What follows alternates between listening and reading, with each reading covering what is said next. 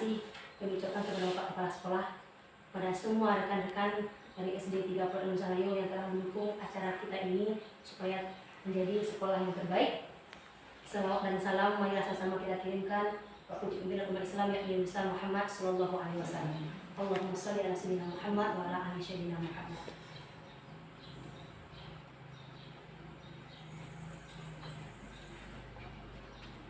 Pertama, Bapak Ibu semuanya, kita berada di depan ini bukan maksud menggurui, bukan maksud mengajari. Kita di sini adalah diskusi dan refleksi diri kita untuk sekolah kita. Mohon maaf nanti Bapak Ibu jika ada penyampaian kami sebagai pemateri hari ini yang tidak cocok, yang tidak sesuai dengan kami mohon maaf. Kemudian kita ucapkan terima kasih dukungan sportif kita bersama. Selanjutnya pada hari ini materi yang akan kita bahas adalah sebagai bukti aksi nyata bagi kita dalam meningkatkan pemahaman tentang budaya positif. Untuk Bu Lila dan Bu Dina dan Bu Yanti mungkin ini sudah dapat sertifikatnya ya. Tapi mohon izin untuk hari ini bukan kita, mungkin sertifikatnya sudah keluar bagi Bapak dan Ibu, tapi kita setidaknya adalah mengulang-ulang kembali pembelajaran kita. Baik Bapak Ibu, materi kita pada hari ini adalah budaya positif. Yang mana tahu kita budaya positif ya. Sebagaimana Ki Hajar Dewantara mengatakan kepada kita dalam filosofinya Tughuri Handayani, yaitu moto pendidikan kita yang punya memberikan contoh tauladan di depan, di belakang memberikan dukungan, tengah memberikan binaan. Jadi Bapak Ibu, kita sebagai seorang pendidik, kita tahu dulu apa tujuan pendidikan kita. Sebagaimana disampaikan oleh Ki Hajar Dewantara, tujuan pendidikan kita adalah untuk kita sebagai pendidik dan teman, supaya kita berkembang sesuai dengan tujuan yang kita harapkan. Yang pertama adalah menuntun. Menuntun di sini artinya adalah kita melihat perkembangan tumbuh kembang anak didik kita menjadi anak didik yang berkarakter, berbudaya dan sebagainya. Kodrat alam yang kita maksud di sini adalah siswa kita tahu siswa kita adalah siswa yang unik. Bagi mereka banyak perbedaan, masing-masing mereka itu mempunyai kelebihan, bakat dan minat. Kemudian siswa kita juga mengajar sesuai dengan kodrat zaman, yang artinya kita menyesuaikan dengan keadaan teknologi saat ini. Makanya anak-anak kita pada hari ini kita tidak bisa melepaskan kita dari dunia digital saat ini. Jadi kita seorang guru, kita harus bisa mengupgrade ilmu pengetahuan kita sesuai dengan kodrat zaman. Kalau tidak, kita akan tertinggal dari pendidikan yang saat ini. Baik Bapak Ibu, untuk mewujudkan itu semua, tujuan pendidikan kita ini adalah kita bisa budayakan budaya positif. Apa itu budaya positif? Dan menanamkan nilai-nilai, kebiasaan-kebiasaan baik di sekolah agar murid kita berkembang menjadi pribadi yang kritis, penuh hormat dan bertanggung jawab sesuai dengan prinsip pelajar Pancasila.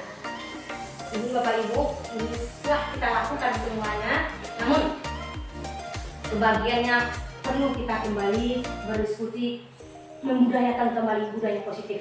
Contoh budaya positif di sekolah kita atau yang telah kita lakukan: bersalaman dengan guru di pagi hari, kemudian bersikap sopan dan minta izin pada guru bila akan masuk atau keluar kelas pada saat pembelajaran, kemudian sebagai untuk menghargai diri orang lain, melaksanakan jabatan rutin membersihkan sekolah gotong royong, kemudian tepat waktu tiba di sekolah dan masuk kelas untuk mengikuti proses belajar mengajar.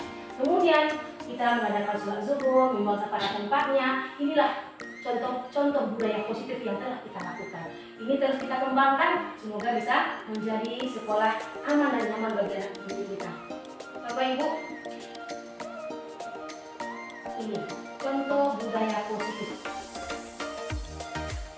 Pada hari ini, budaya positif adalah yang pertama disiplin, kebutuhan dasar manusia, motivasi atau perilaku, kemudian restitusi, posisi kontrol dan keyakinan dan segitiga restitusi. Pada hari ini kita bahas kali ini adalah restitusi dan posisi kontrol guru. Jadi materi kita pada hari ini adalah restitusi dan posisi kontrol guru. Jadi dari sekian materi kita ada 7, tapi yang kita bahas pada hari kita fokuskan kepada 5 kontrol guru dan Bapak Ibu, tadi ada yang tercipta rasanya melaksanakan aktivitas. Bapak Ibu, kita semua merasa jenuh, merasa letih dan lelah. Kita segarkan sedikit pemikiran kita pada hari ini dengan melihat sebuah video kekayaan yang mungkin dapat kembali menambah semangat, menambah kekuatan kita untuk pada hari ini. Saya kira untuk dekat.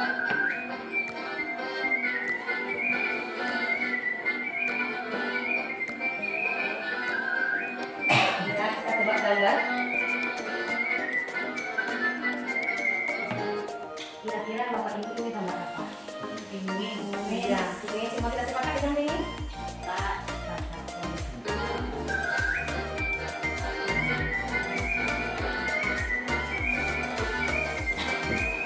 Ya, ini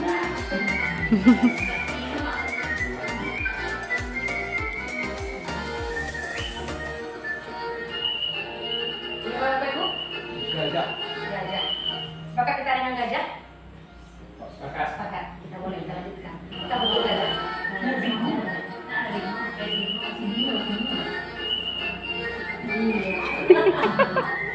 Ya, namanya juga Duduk. soal terakhir.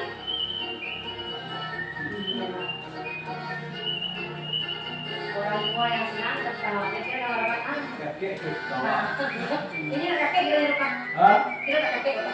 Hah? Tuh, si orang yang berpasangan ini. Jadi kita tarik kesimpulan. Apa yang dilihat? Ya. Ada belum tentu itu. Ya. Enggak lah, Pak. Apa yang kita lihat belum tentu itu disebut dunia. Kalau kita belum tahu apa yang Kita benar sepenggal baru. kita harus penggal baru. Semoga dapat juga menyegarkan otak kita pada hari ini. Bapak.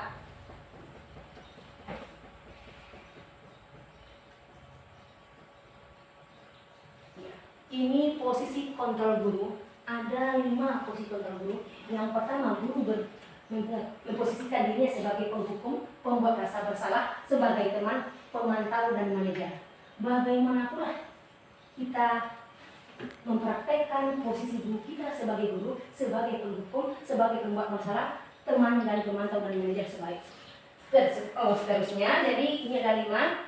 Jadi pemantau, penghukum, pembuat masalah bersalah, teman dan pemantau, inilah posisi guru yang sering kita jalankan. Alam dan zaman supaya kita itu berkembang sesuai dengan ketentuan dan tujuan yang kita hadapi.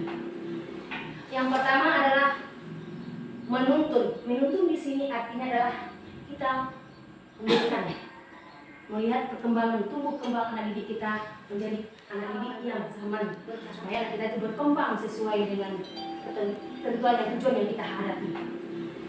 Yang pertama adalah menuntun. Menuntun di sini artinya adalah kita memberikan, melihat perkembangan tumbuh kembang anak didik kita menjadi anak didik yang berkarakter, berbudaya dan sebagainya. Kodrat alam yang kita maksud di sini adalah siswa kita tahu siswa kita adalah siswa yang unik. Bagi mereka banyak perbedaan, masing-masing mereka itu mempunyai kelebihan, bakat dan minat. Kemudian siswa kita juga mengajar sesuai dengan kodrat zaman yang artinya kita menyesuaikan dengan keadaan teknologi saat ini. Makanya anak-anak kita pada hari ini kita tidak bisa melepaskan kita dari dunia digital saat ini. Jadi kita seorang guru, kita harus bisa mengupgrade ilmu pengetahuan kita sesuai dengan kodrat zaman. Kalau tidak, kita akan tertinggal dari pendidikan yang saat ini. Baik Bapak Ibu, untuk mewujudkan itu semua, tujuan pendidikan kita ini adalah kita bisa budayakan budaya positif. Apa itu budaya positif? Dan menanamkan nilai-nilai, kebiasaan-kebiasaan baik di sekolah agar murid kita berkembang menjadi pribadi yang kritis, penuh hormat dan bertanggung jawab sesuai dengan profil pelajar Pancasila. Ini Bapak Ibu, ini setelah kita lakukan semuanya, namun sebagiannya perlu kita kembali berdiskusi, membudayakan kembali budaya positif. Contoh budaya positif di sekolah kita, atau yang telah kita lakukan bersalaman dengan guru di pagi hari, kemudian bersikap sopan dan minta izin pada guru bila akan masuk atau keluar kelas pada saat pembelajaran. Kemudian sebagai wujud menghargai diri orang lain, melaksanakan jabatan rutin membersihkan sekolah gotong royong, kemudian tepat waktu tiba di sekolah dan masuk kelas untuk mengikuti proses belajar mengajar. Kemudian kita mengadakan sholat zuhur, membuang sampah pada tempatnya. Inilah contoh-contoh budaya positif yang telah kita lakukan. Ini terus kita kembangkan, semoga bisa menjadi sekolah aman dan nyaman bagi anak didik kita. Bapak Ibu, ini contoh budaya positif. Pada hari ini, budaya positif adalah yang pertama disiplin positif, kebutuhan dasar manusia, motivasi atau perilaku, kemudian restitusi, posisi kontrol dan keyakinan kelas dan segitiga restitusi. Pada hari ini kita bahas hari ini adalah restitusi dan posisi kontrol guru. Jadi materi kita pada hari ini adalah restitusi dan posisi kontrol guru. Jadi dari sekian materi kita ada 7, tapi yang kita bahas pada hari kita fokuskan kepada 5 kontrol guru dan baik Bapak Ibu, tadi ada yang tertinggal rasanya. Melaksanakan aktivitas Bapak Ibu, kita semua merasa jenuh, merasa letih dan lelah. Kita segarkan sedikit pemikiran kita pada hari ini dengan melihat sebuah video atau tayangan yang mungkin dapat kembali menambah semangat, menambah kekuatan kita untuk pada hari ini. Saya kira untuk dekat.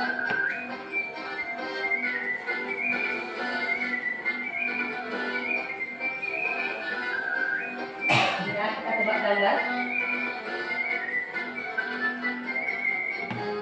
Kira-kira Bapak Ibu ini gambar apa? Pinguin. Ya, pinguin. Semua kita sepakat dengan pinguin?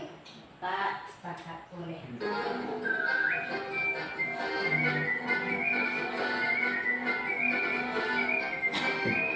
Ya, Panda.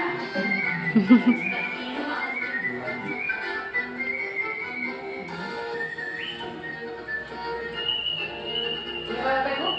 Gajah. Gajah. Sepakat kita dengan gajah? Sepakat. Sepakat. Kita boleh kita lanjutkan. Kita betul gajah.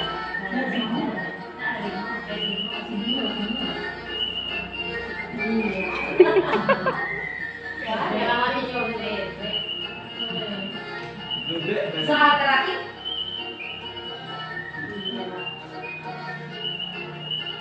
Orang tua yang senang tertawa. Kira nomor apa? Kakek ke bawah. Nah, ini kakek kira nomor apa? Hah? Kira kakek apa?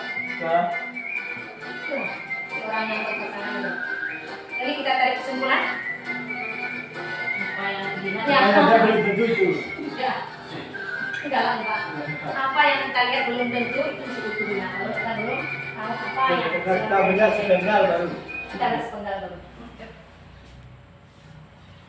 Semoga dapat juga menyegarkan otak kita pada hari ini. Kita coba.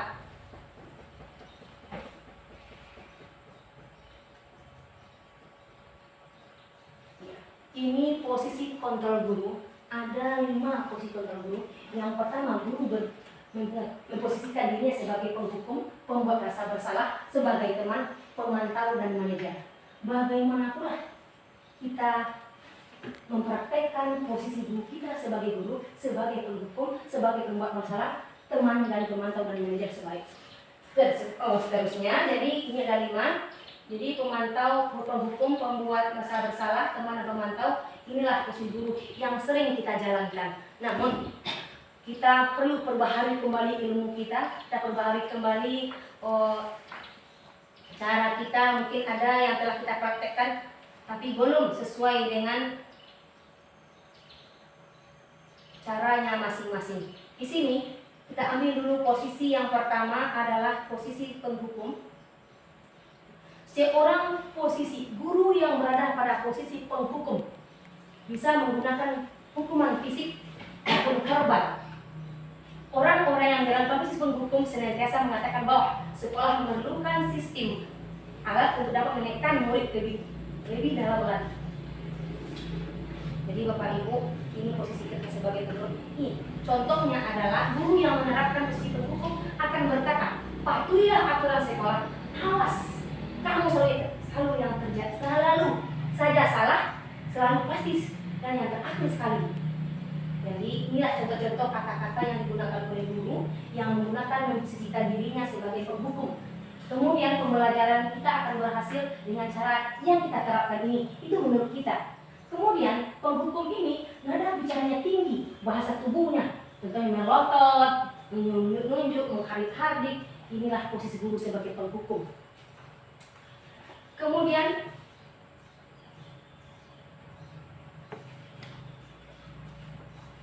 kita merasakan, dulu pernah kita waktu kita di SD, kita pernah merasakan suatu pengalaman ketika guru kita berposisi pada sebuah penghukum, pastilah materi ingatnya bagi kita. Bukan begitu Bapak Ibu? Ya, pada waktu SD, saya pun punya pengalaman seperti itu. Waktu kita guru di SD kita melakukan, beliau mereka memposisikan dia sebagai penghukum, lama bagi kita ingatnya. Jadi bagaimana perasaan murid kita sekarang kita berkata kasar, melotot, menunjuknya. Nah, itu semua kita lakukan untuk menegakkan kedisiplinan di sekolah kita. Contohnya anak yang datang terlambat, tidak berseragam sesuai dengan hari yang telah kita tentukan, ini kita gunakan. Tapi dalam ini punya pula kelebihan dan punya pula kekurangan. Kelebihannya adalah kita bisa menegakkan kedisiplinan, namun sayangnya meningkatkan bekas pada diri dan pada diri kita. Selama kita lihat itu benar. Bahasa kita ya, ibu ini bukan orang takana, ingat bagi kita. Jadi meningkatkan luka yang dalam bagi kita. Jadi ini pada lima program tadi positif momentum terletak pada level yang terendah. Kata level yang terendah. Positif pendukung pada level yang terendah. Lanjut. Posisi yang kedua adalah posisi guru sebagai pembuat rasa bersalah. Biasanya guru akan bersuara lebih lembut, pembuat rasa bersalah akan menggunakan keheningan, membuat orang lain merasa tidak nyaman, bersalah atau rendah. Jadi kata-kata yang dikeluarkan lembut seperti ibu sangat kecewa dengan kamu. Ini kecewa ibu dengan awak, ibu pernah doa sebenarnya. Oh, nggak tahu yang tidak, tapi itu namanya doa yang lain. Itu membuat rasa bersalah. Contoh, berapa kali bapak harus memberitahu kamu? Gimana coba kalau orang tua kamu tahu kamu berbuat ini di sekolah? Orang tua akan kecewa. Di posisi ini murid akan merasa penilaian dirinya buruk. Murid apa? Merasa murid itu dirinya buruk. Kemudian tentang diri mereka merasa tidak berharga dan dapat mengecewakan orang-orang yang dia sayangi. Jadi posisi kamu tadi anak akan berkembang dengan posisi kita sebagai penghukum. Tapi posisi kita naik ke level yang kedua, kita sebagai pembuat rasa bersalah itu masuk dunia salah. Karena kita menggunakan bahasa yang telah kita bahas tadi adalah bahasa yang tak lembut, dari bahasa yang digunakan kepada kita penghukum. Lanjut ke halaman teman. Saya kita sebut kembang sesuai dengan tujuan yang kita hadapi. Yang pertama adalah menuntun. Menuntun di sini artinya adalah kita melihat perkembangan tumbuh kembang anak didik kita menjadi anak didik yang berkarakter, berbudaya,